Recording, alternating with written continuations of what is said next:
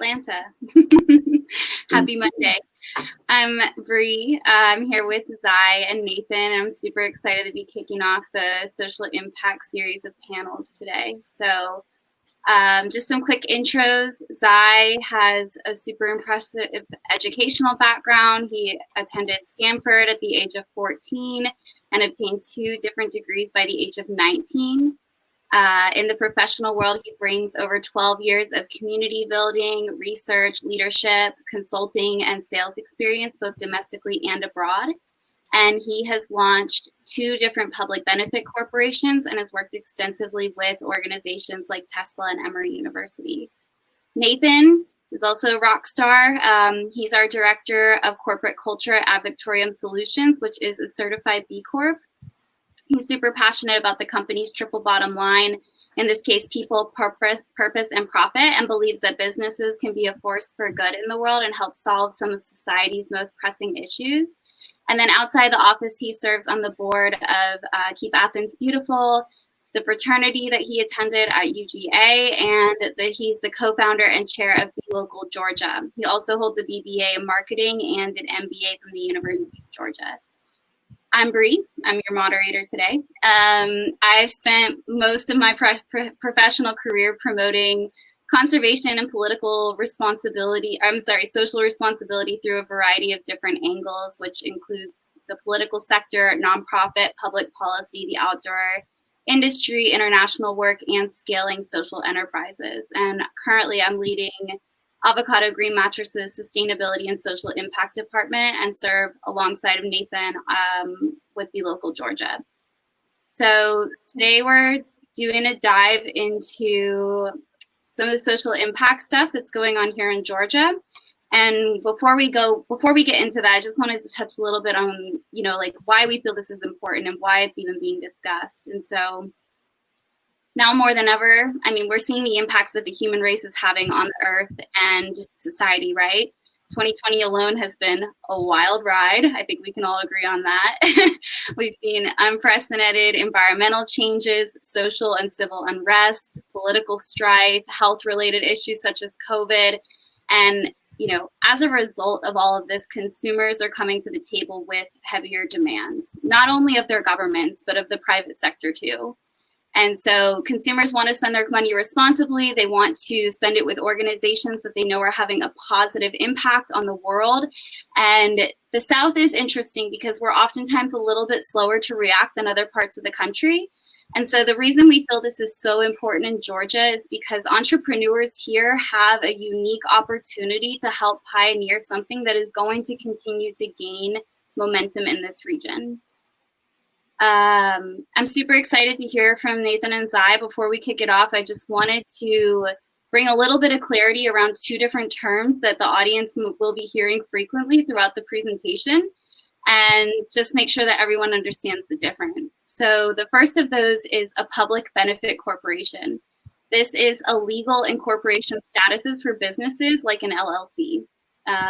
It's only available in certain states, and it allows organizations to identify a purpose beyond simply maximizing profit and shareholder value.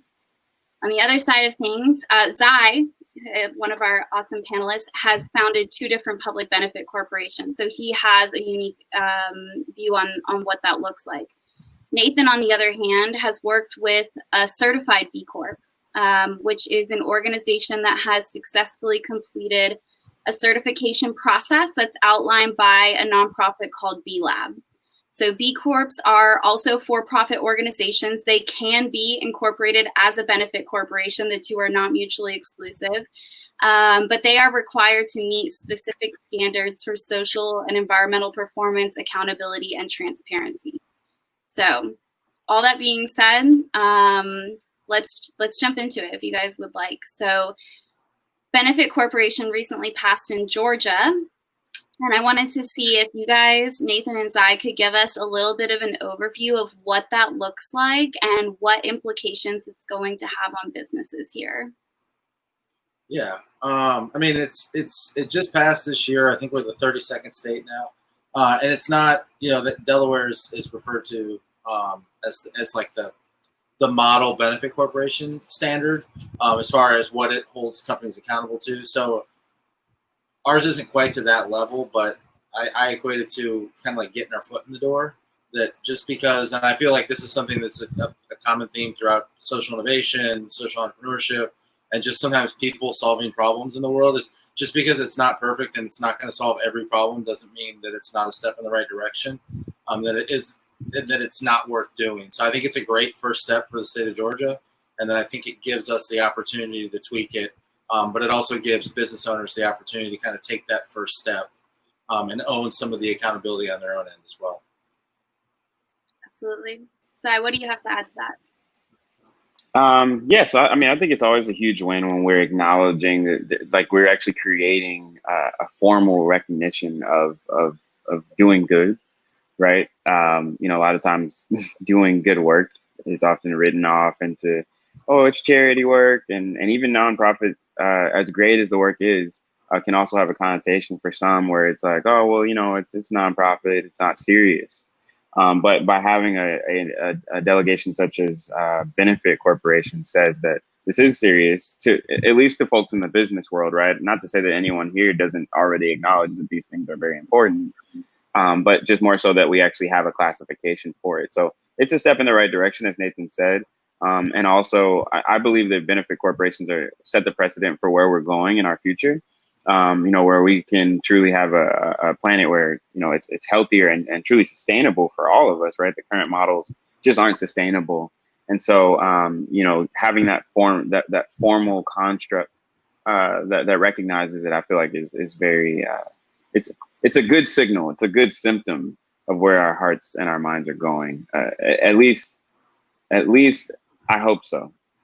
Yeah, absolutely. I mean, capitalism is so ingrained into our entire world, right? And so at least things like these are steps to make the system of capitalism more sustainable for all of the stakeholders that are involved in that process. So in your eyes, what are some of the benefits of starting a business with these values baked in? And why should businesses even think with this mindset when there are so many other competing priorities on the table? I think it's just, I equate it to like building a house. If you have a good foundation, you can add new windows, you can put the porch on, add a swimming pool, but if you have to redo the foundation, you kind of have to tear the whole house down. So I think it's a great way to kind of put a solid foundation underneath the business, because you're going to iterate a lot as you scale anyway, and as you just kind of get over those little hurdles. So I think that to me is the value. I mean, we started this process with like 6 or 8 employees, way back when I was still in grad school working on this project. So there was something to be said about starting it early and then kind of getting your feet set underneath you and letting it grow from there. Where'd you go? Okay, there we go. Can you hear me? Yep. Awesome. Yeah. So to me, I just feel like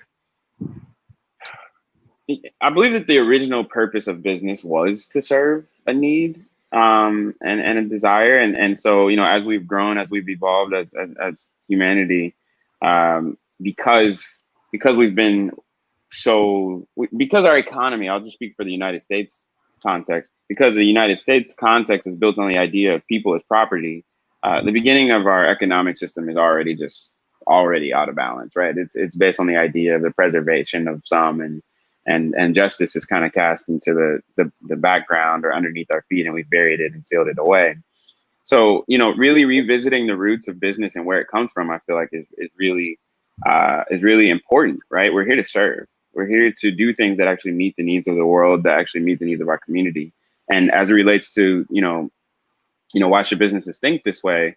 To me, there is no competing priority as it relates to, the business piece. I mean, you can think to yourself, hey, like I could make an awful lot of money, but then to what end, right? What is the purpose that you have in making a lot of money? Is it just to, be able to get a yacht and to go out on the water? Well, I mean, I can tell you there's a lot of ways to be able to get out on the water without having to, to suppress through your model, right? There's so many ways to enjoy this world.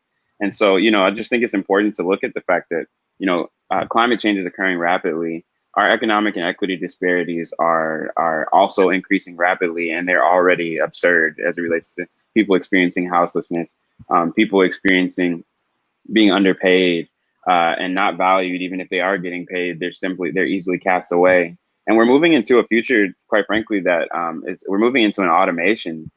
We're already in an automation era, but there's a post-automation era that we're heading into where there's a lot of jobs that are going to be gone. So what are people going to do? We really have to be thinking about these things, holistically. Solving one problem without solving the other doesn't necessarily do it justice either. We have to look at it holistically. And in each individual that has that purpose in your heart to address, whether it be environment, economics, whatever it may be, we need you to step up and step to the plate and basically create the way for the future that would make sense for me, Nathan, and Bree to live in well, and not just one of us. So yeah, no, I mean, these are all great points. I mean, there's so many arguments that can be made in favor of these actions.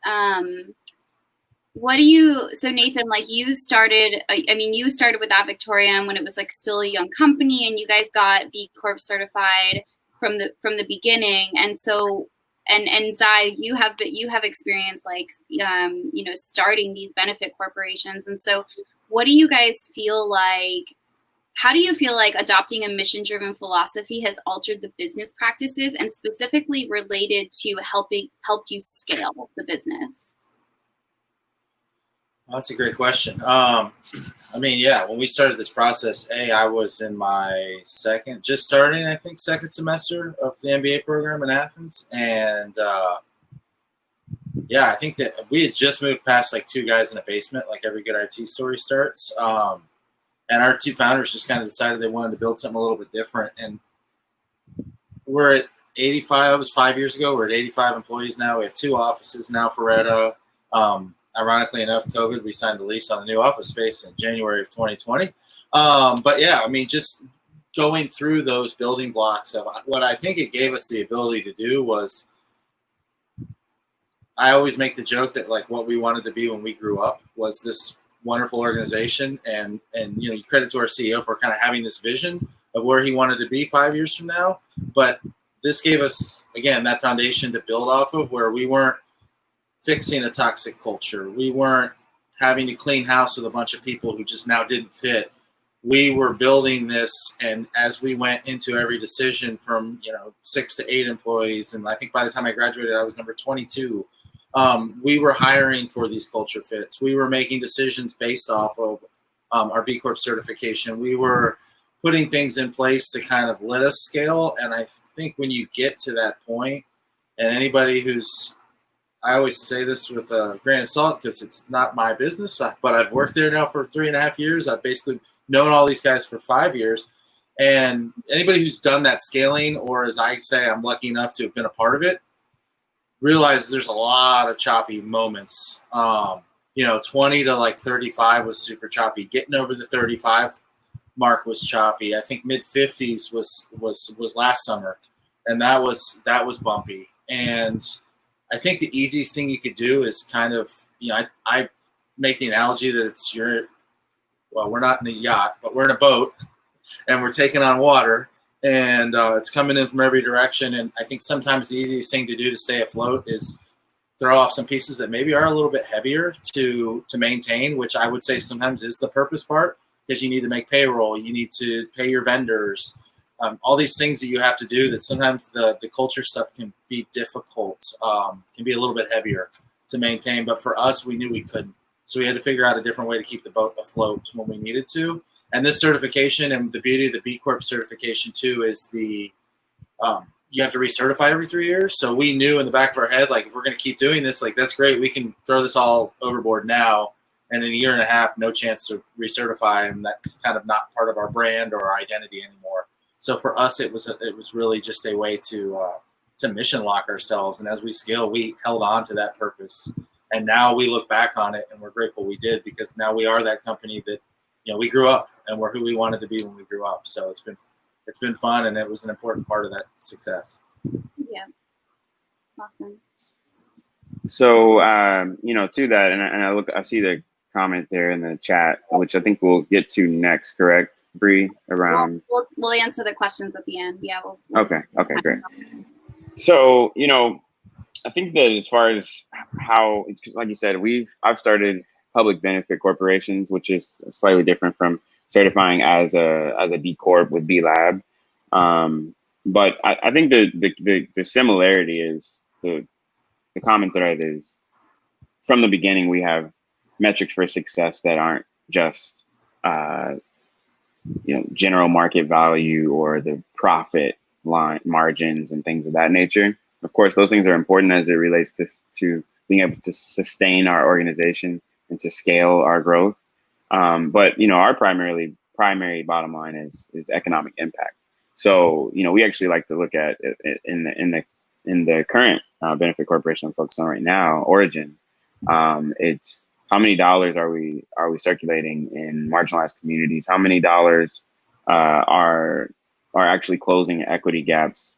And then furthermore, not just for us to have that insight, but then to provide consumers and shoppers and community members and suppliers with great visibility and awareness to be able to see, what is my economic footprint, right? I think that's one thing that's been missing is, of course, companies have a lot of these high level, data and stat sheets where, you have a PwC or a Boston Consulting Group and so on and so forth, and they consult Fortune 500s on, all the numbers. But, when it comes to everyday consumers, you and I, or everyday community members, constituents of the society that we live in, we don't always have like those exact numbers. I mean, we could do it. We could go back to like writing it on pen and paper. But I think having the ease that companies have is really important to empower communities. In terms of altering business practices, it's really just empowered us to open up dialogue about, how we can establish clear metrics that are focused on the progress of our society and businesses. Again, as opposed to just like, what am I getting, but the collective profit, right? So it's more about the vision than it is like my desire as an individual to get something. It's about the vision for all of us. And I think that, in terms of what really helps is it incentivizes people who really care about these things. So it incentivizes immediate alignment, right? Like, you're not going to come and try to talk to me if you don't care about, or you might, but it's most likely that people who care about the work that we're doing are going to be attracted. People who want to close equity gaps, people who want to drive economic development, people who want to uplift traditionally marginalized communities. And so it makes it really easy. It's like raising a flag in the air and everybody can see you. Yeah, it's so interesting hearing you guys, because I mean, I don't have nearly as much experience with public benefit corporations. I also work for a certified B Corp and help the company get through that process. But when I hear you guys talk, it's like there's so much overlap. I'm so happy that in states where there isn't incorporation statuses available to businesses as public benefit corporations, they can still pursue the B Corp certification route because they embody so much of the same things, right? So, Zai, I have a question specifically for you. Since you have launched public benefit corporations, I'm wondering a little bit what that process looked like in terms of raising capital, attracting social impact investors, adopting the legal framework, why you chose to go that route, and will anything change now that there is incorporation status in Georgia for you?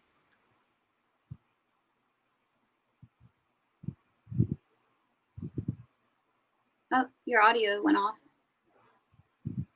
Sorry about that. So as far as establishing a public benefit corporation, just so y'all know, in terms of the legal framework for it, and I think that this actually gets at one of the comments there. So it's kind of like, what's the certification process for that? Really, it's establishing your bylaws and having a clear sense of what impact you're producing. Like, you actually have to have an impact that you're producing and have measurements for how you're going to accomplish that. And then at the end of each year, you actually have to report on what you've actually done in order to maintain that status. So you can't fake the funk, or at least I hope. And so that's the beauty of actually being a certified B Corp, I believe, is that you definitely can't fake the funk, because they're doing an extensive analysis of everything that you're doing, and they actually rate it on in a score, as opposed to just saying yes or no, you can continue to be a B Corp. I would recommend talking to a lawyer or using a service that is familiar with establishing benefit corporations, unless you're just very well read, which you can always do. It's always great to be educated on what it takes to stay current. But in terms of like why we decided to do that, I mean, again, I think it screams to the world what we're about. It establishes responsibility from the beginning.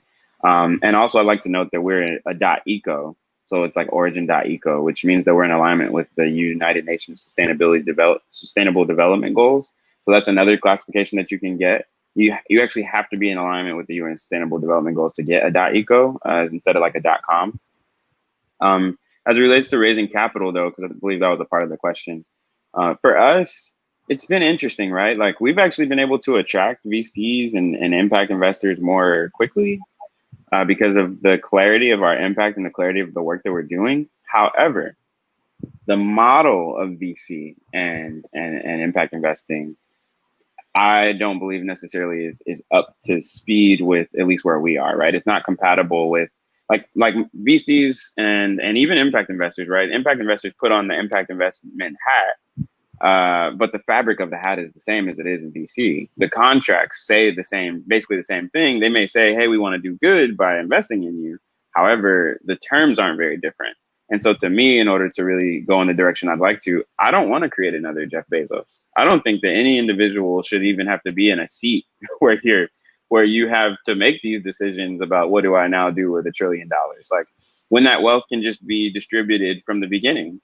And so, you know, as it relates to me, I think that's more challenging. And so it's launched into dialogue with leaders across the nation, from Seattle and the Bay to DC, lawyers and so on and so forth, about what do we actually write in these new contracts that aren't just focusing on self-gain. So there's a benefit in that as well, which is that this adoption of this kind of model and new thinking raises awareness, and it spurs more curiosity and creativity around like, hey, what do we actually do going forward? So that's my 2 cents on like what my experience has been raising capital. If you're thinking and you're okay with doing VC and all that stuff right now, I'd say, hey, go for it.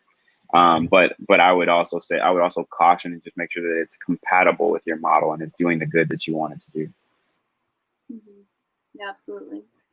And then Nathan, since you've already touched on how you helped get AdVic certified from such a young point in the company, but can you speak a little bit to what the certification process is like for B Corp certification versus public benefit corporation?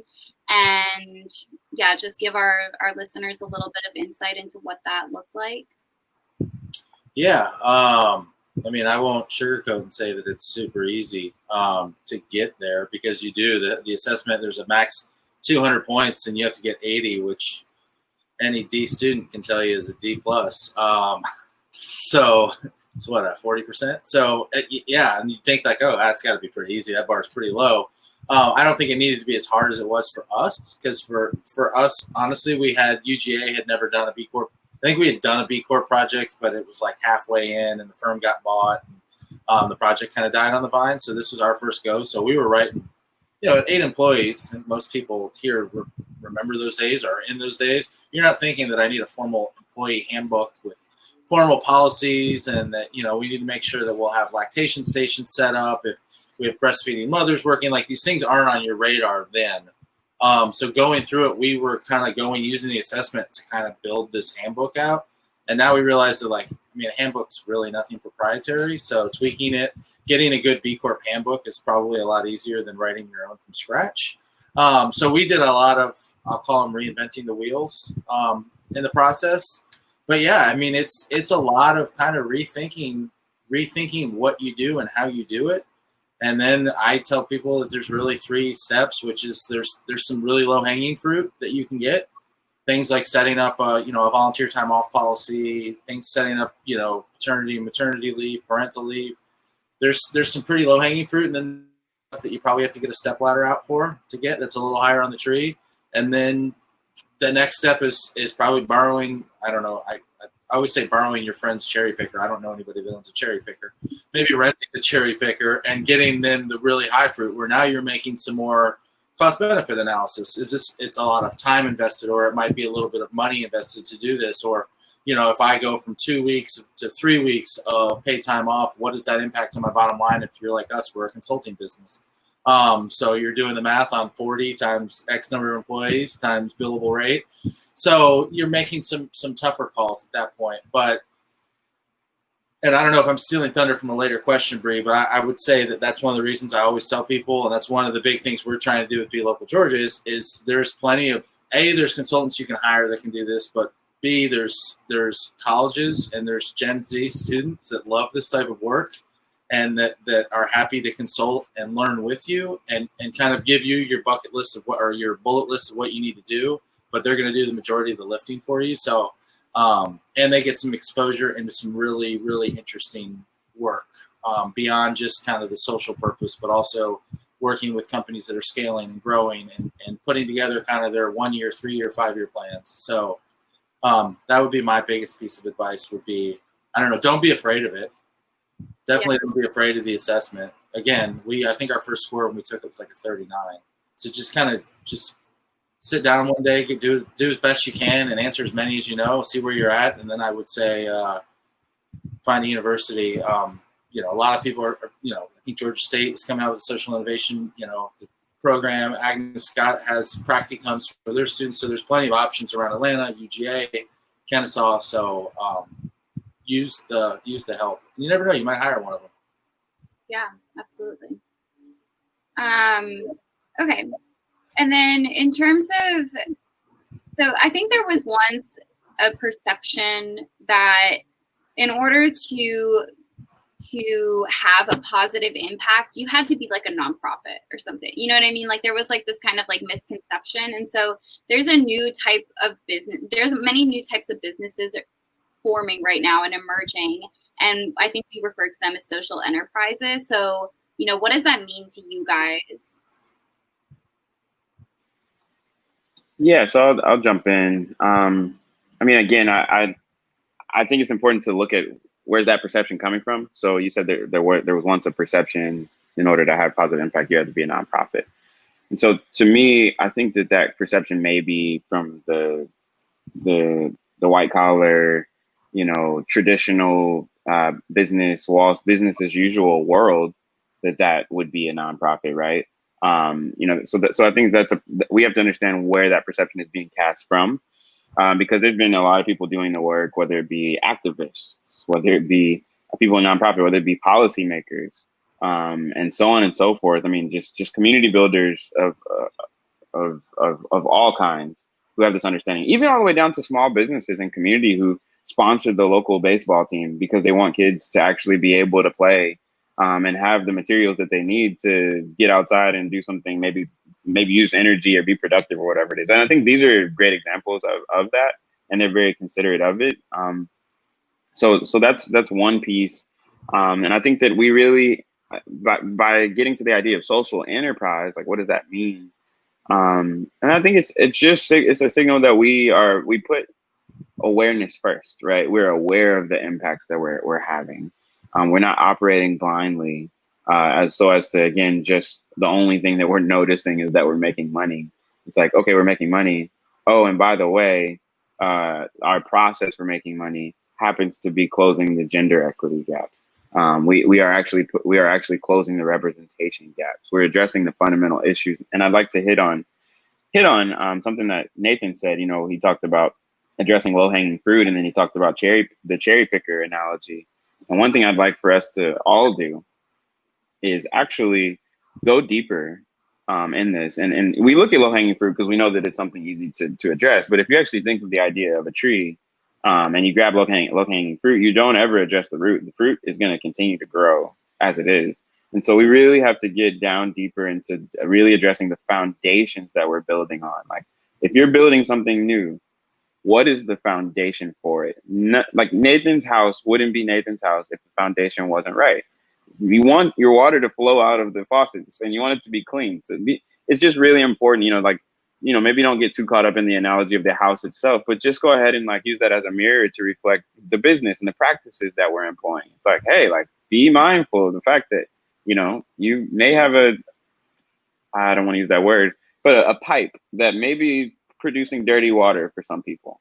So maybe let's make sure to address that and I think social enterprise is a great way to do that without having to put it into a box of nonprofit. Yeah, I love that. I love that what you just said too, because that's one of my. I reference a case study I did.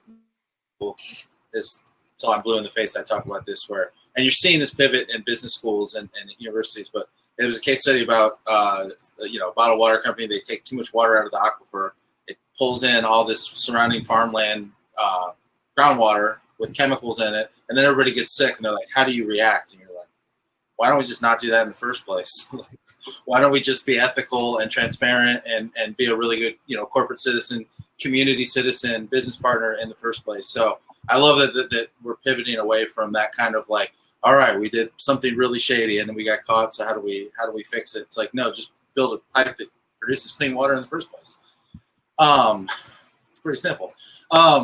Going back to the original question, Bree, yeah, I mean, for us, it's even different because it sounds bad. We're not a social enterprise. We are, but we're not. I mean, we do IT consulting. Specifically, we do Salesforce implementation. So we're not really solving the world's problems. We're helping companies be more efficient, sell more, have quicker service turnaround times. But from a traditional sense, we're just a regular old IT consulting company. But we also think that business can serve as a force for good.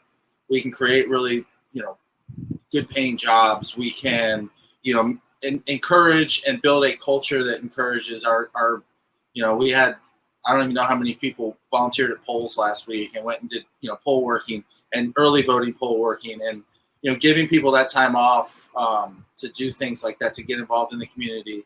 Some of the, just fun stuff we do where, it's like, what fun way can we raise money for this charity that we're excited about that, so all these different ways that we can, create really amazing jobs and careers that don't feel like, for those of us, like I joke sometimes that I'm an unapologetic capitalist. I just think capitalism has derailed from where it needed to go. We skipped a couple stops along the way. So, I think there's an area for just traditional businesses to remind people that like making money is okay, but making money isn't the end. The means to which you get there can drive positive, climate impact, environmental outputs, community impact. You can be like, even boiling it back down to the small business that sponsors a baseball team. You can do good in the world and you can make money at the same time, and those two can exist. They don't have to be mutually exclusive. The quote I heard, I forget who said it. More. I think it was the CEO from Guayaki who makes yerba mate. He said, "More profit, more purpose."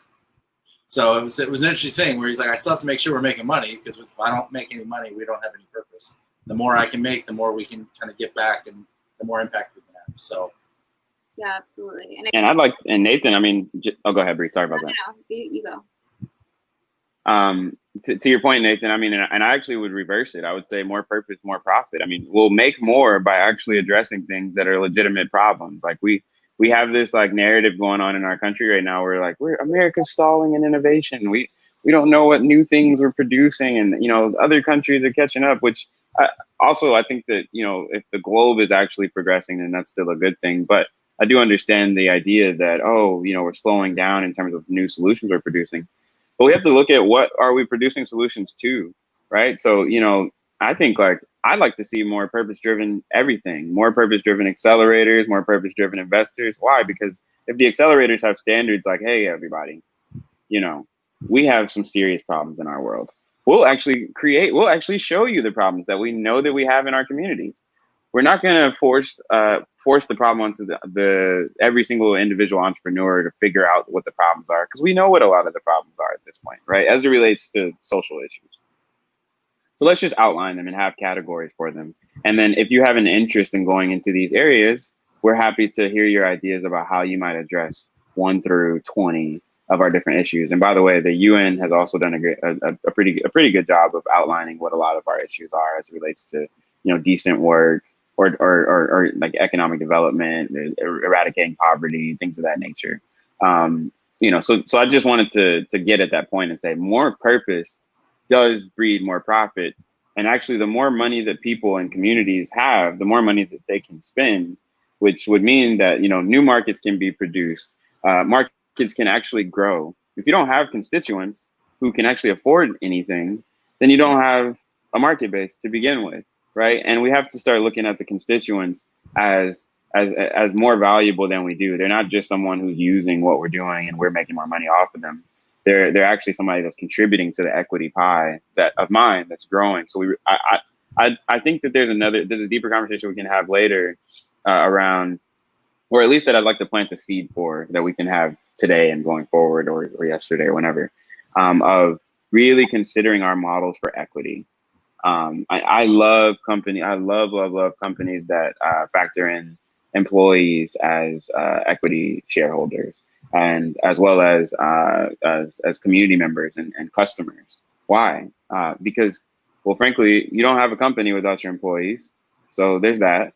And you don't have a company without people buying stuff from you. At least if you're a consumer facing piece. I mean, even a business facing piece. Businesses do partnerships all the time. So I think the businesses can do more partnerships with communities and individuals. We just have to figure out more of those structures for how it works. But I think this is very, very important. As a company grows, the community should grow along with it. Absolutely. Yeah. And I mean, all of this ties back to kind of like what we established in the beginning, where we were talking a little bit about how like consumers have more demands, right? Like people that are spending their money want businesses to act in a certain way now because everyone sees what's going on. And so it really is the time to start to embody this kind of stuff in every factor of society, right? Like not just at the governmental level, but like down in the private sector and down into the communities, and make it like a fully integrated process. So I see a lot of good questions coming in here. So I want to leave us time to address this. I have one more question for you guys. And that's just, given that we're speaking to a group of entrepreneurs and startups right now, what's a piece of advice that you guys have for this group as they start to try to launch these initiatives within their business or adopt a model of continuous improvement? And how can challenges be overcome? I'll let Zai take some water there. My big thing too is I think that taking the certification, the B Impact Assessment is what it's called. I think it is a great tool, and I think it's a very valuable way to kind of maybe put a different lens on your own business and what you think your purpose is and how you think your benefits align, and to give yourself a benchmark. So I kind of say bare minimum, at least take that assessment and kind of see where you stand, see where you score, and see, again, if low hanging fruit and the cherry picker, but where can you start improving now? And if you're at that point where you're relatively new, and you're just starting the process, thinking about those things, even if right now you go like, okay, right now I need to get customers, I need to hire 2 employees, like I have to do these things before I can worry about those. At least taking this and kind of like getting in the mindset of what do I need to do to how does this foundation need to be poured?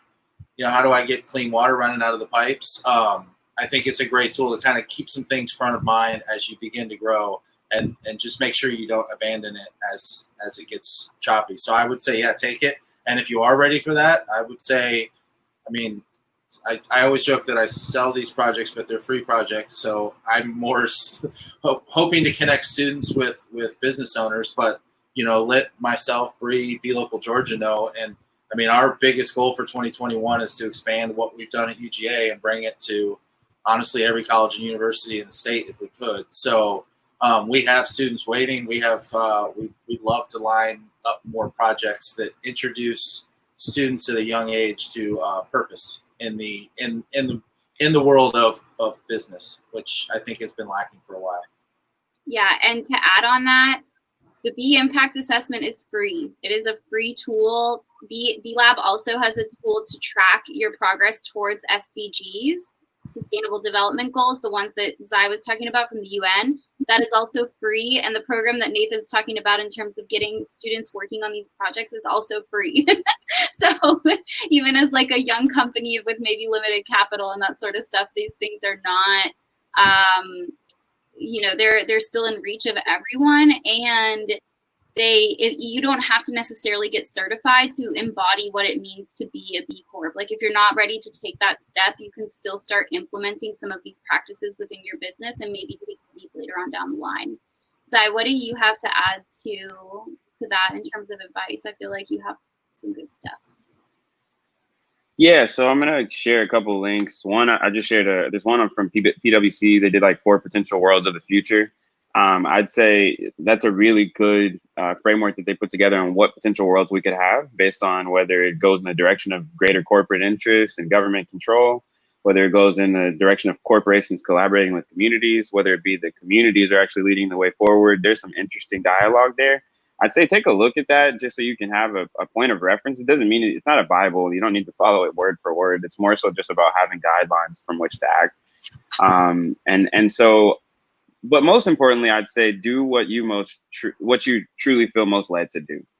That's the most important thing. I mean, we need people that are in spaces where you're ready to be in that space. You're not yawning about, I'm saving the environment today, or or I'm thinking about, we need the energy, we need the fervor, the same vigor that people came and did all these other models with where they were extracting from people. We need that same vigor as it relates to activating and uplifting. And a quick note that I'll make is Tawana asked, can you apply for a PBC before applying for a B Corp? The answer is yes.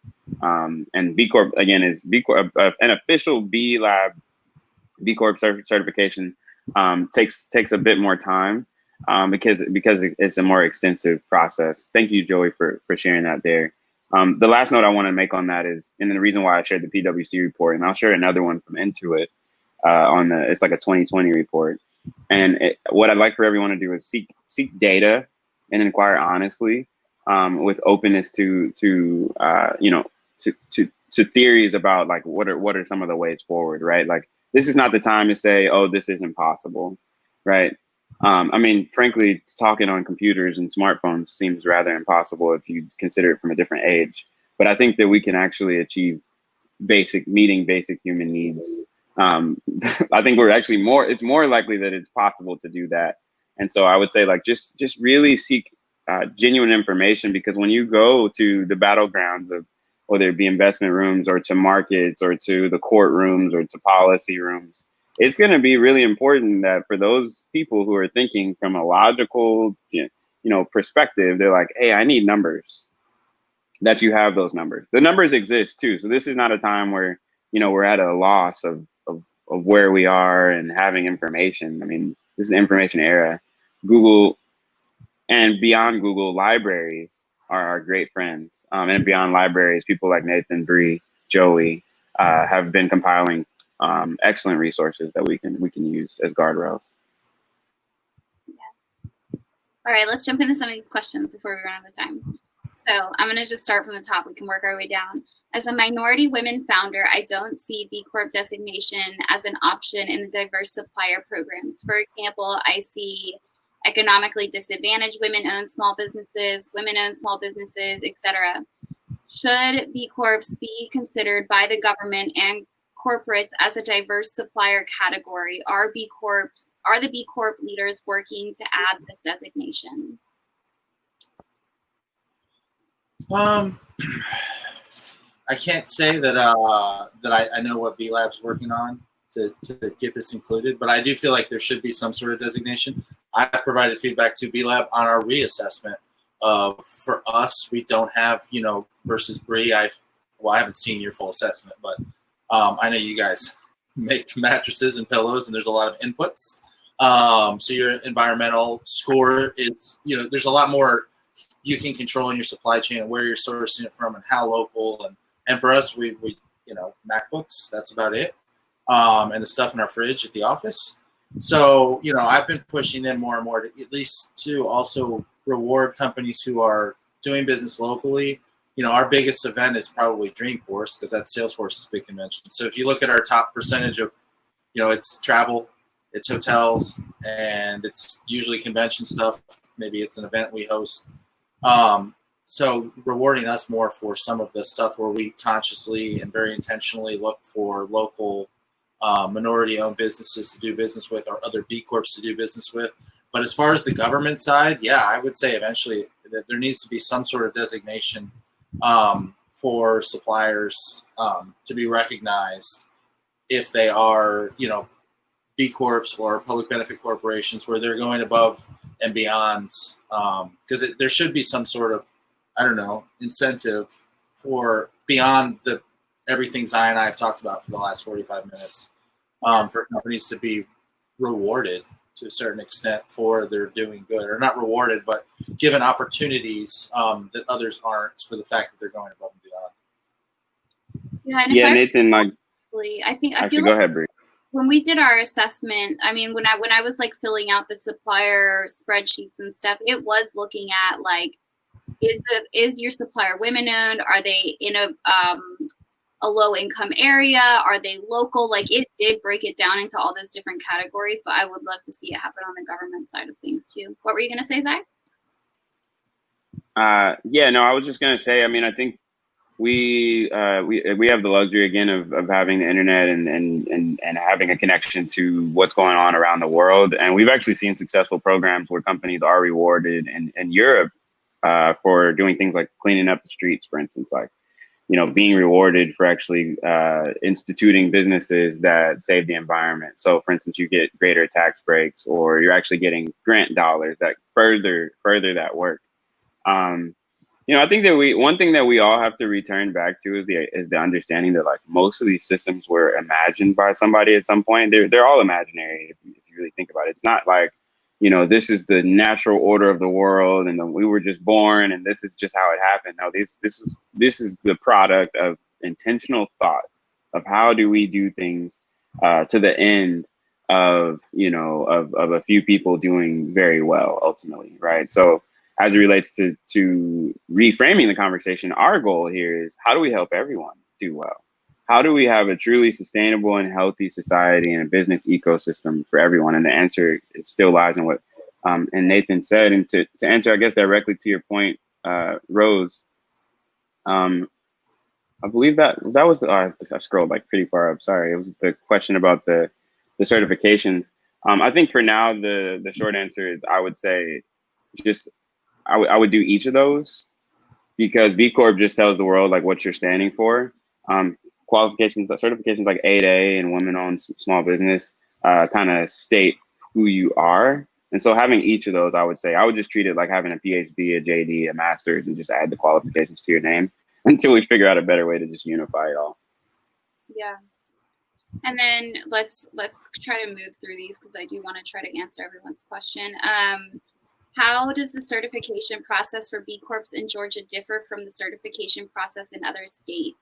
It doesn't. For B Corp certification, it's the same across the U.S. So the application is going to vary based on the size of the business and the industry that you're in. But besides for that, you're going to be looking at the same questions as someone with a similar business in like California or any other state would be looking at. Did you guys have anything to ask that? No? Okay. Should the federal government create set-asides for B Corps? We probably define set-asides. Yeah, I'm not sure. I think we kind of answered that a little bit with what Nathan was just saying as far as incentives. Just so you do know, though, there is there's an unpopular funding mechanism called ERGs. It's basically like expenditure, recoverability, and responsibility grants, or recoverable grants. The idea is that people can invest, for-profit organizations as well as family foundations and so on and so forth can invest into benefit corporations and organizations that are for-profit as long as they're achieving an actual good. And so they receive tax write-offs. The investor receives tax write-offs in exchange for that investment into doing something good for going forward. So I think like it's not very popular, but I really like the direction that legislation, that sort of framework is going in, because it presents an option where someone who traditionally, even though I don't want them to feel like they're doing it just for a tax write-off, but still they actually still gain something from doing good. And I think it goes to Nathan's point about creating more incentives for that. This is a good one. Rose Scott asks, greenwashing is a problem for environmental social enterprises. How are B Corp certification bodies addressing greenwashing? I've been waiting for this question since I saw it pop into the window. My favorite subject. I have a love-hate relationship with greenwashing. I hate that it's done because essentially now the market is driving companies to do it. I mean, and for those who don't know the history of greenwashing, the term originally comes from hotels putting that little sign in your bathroom saying that they care about the environment. And if you don't watch your towel wash and you care about the environment as well, you should hang it back up to let us know not to wash it. And it was really like a big money-saving ploy. But the part, I can step back from that and also go, that did save a lot of water. You know, whether the hotel's reason for doing it was simply to cut costs and cut housekeeping costs and cut washing, water input. At the end of the day, it is a good environmental move. So there's a lot of things happening like that right now. The ones I have a problem with are like that case study I referenced where it's like you get caught doing bad and then you have this big, PR push of like, it's like this year. How many commercials have we seen where it's like a slow piano and then a nurse taking their mask off and then it's like Volvo. And you're like, what? That had nothing to do with anything. So I there's still a part of me that gets very frustrated at that. But I think in a way the B Corp, our answer is the B Corp certification and incorporating this public benefit corporations that it's a way to really put your money where your mouth is. Anybody can hire a really good marketing team and put a spin on it, on what they're doing. But, even go through like a grocery store and half of those things you're going through. I was on another panel a couple weeks ago and Peter Dale, who's a chef up in Athens, was talking about like he pulls his phone out and Googles stuff to see if it's actually a legit certification or if they just put like organic and it means there's nothing organic. They just kind of made a nice looking label. So I think in a way that is our answer is to kind of, put a real certification that's endorsed by a third party nonprofit that is ensuring that you walk the walk. But at the end of the day, greenwashing is moving the needle. I hate to say that, but the companies are realizing that the millennials, Gen Z makes millennials look like we still throw trash out of the side of the car as we're driving down the road. Gen Z is going to drive this so much. Millennials started it, and I think Gen Z is really pushing it over the edge where companies just realize like they're going to have to do this regardless. So if it's greenwashing at first, that's not my favorite method, but it'll drive us. We're at least going in the right direction down the road. Yeah, the audit process to get B Corp certified is not a walk in the park. So if you put that you're doing something on the application, you better actually be doing it. We're going through our recertification audit right now. So good luck with that. It's a sore spot. Yeah. If a diverse supplier accepts funding and becomes less than 51% owned by a diverse supplier, that company loses its status. If a B Corp accepts so much investment that non-B Corps own the majority, does the B Corp lose its status? So, I mean, I don't know what you think about this one, Nathan, but I feel like because when you become a certified B Corp, you put legal language into your operating agreement that you are going to take into account your stakeholders. You are legally required to do that. So as long as the same operating agreement is still in place and you're still implementing the same practices that got you to be a B Corp certified to begin with, then I don't think it depends on who owns what percentage of the company. Do you have anything to add? Do you agree with that? Or yeah, I mean, it would depend on the rest of the assessment too, because there might be some points that you might lose.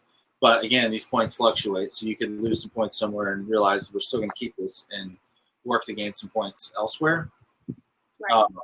Because I mean, the entire reason the B Lab, the founders started this, they were the guys behind And1 back in the day.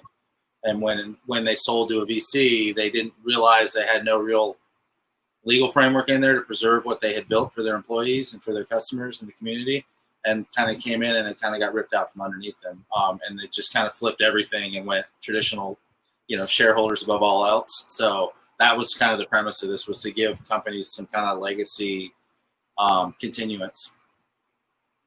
Yeah.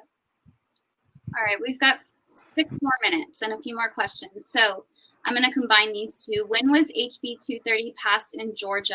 And there's often a gap between legislation and people actually knowing about it. How can Georgia spread the word about HB 230 passing and budding entrepreneurs know that they can form a benefit corporation?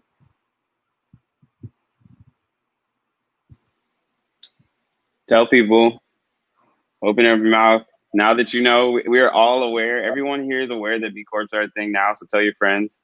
I'm sure that we can actually, maybe Joey, Sydney, others in the ecosystem can and Nathan, I mean, be local, literally I'm pretty sure there's probably some press releases in order, especially given all of the problems that we've been having. I think this is a good time maybe to say hey, here's a way.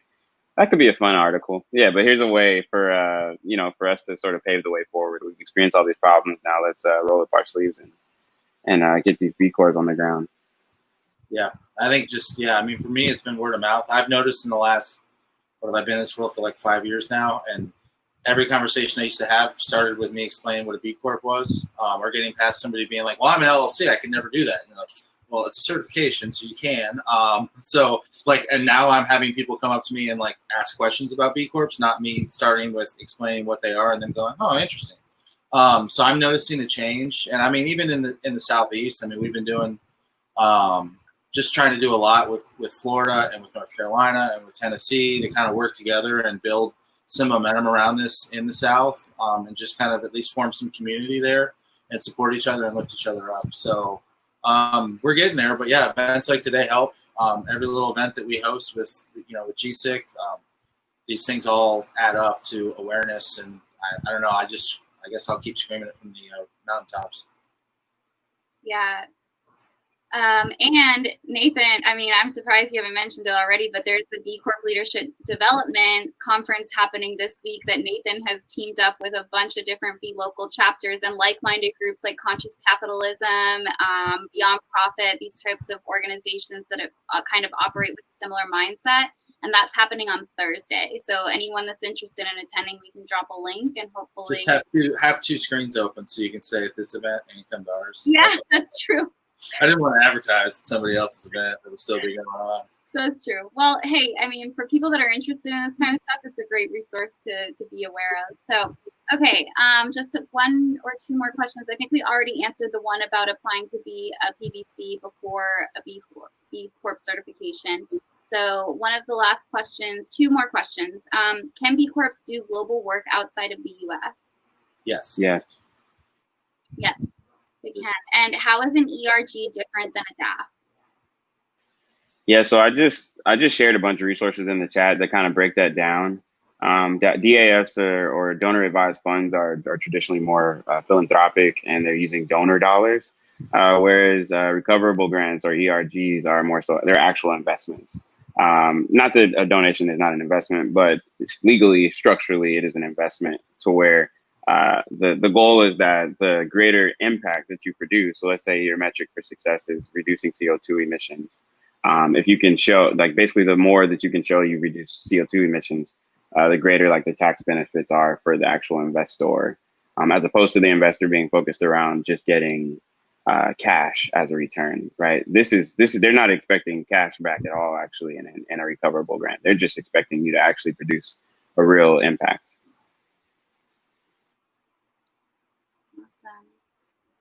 Well, I don't see any more questions in the chat or anything, but I think this is great. I really loved hearing y'all's perspective on this stuff, and the audience had some really good questions too. So definitely feel free to get in touch with all of us on LinkedIn if anything else comes up. If you need resources, I know Nathan, we'd all be happy to share that for you. And yeah, I think that's it. Yeah, thank you, Bree, for moderating, and Zai. I mean, it's been a fun process just getting ready for this panel and to see the passion and feel the passion, and it just inspires me to know that I think we're all on the right path to being the change we want to see in the world. So just super grateful. Yeah, no, definitely. Thank you for having us. I would definitely say, if you want to dig deeper, there's a ton of links that, I can always share. I'm kind of a link nerd. I have all these just random things. I have 1,000 tabs open right now. So yeah, happy to be here. Thank you all. And I'm glad we're doing this work.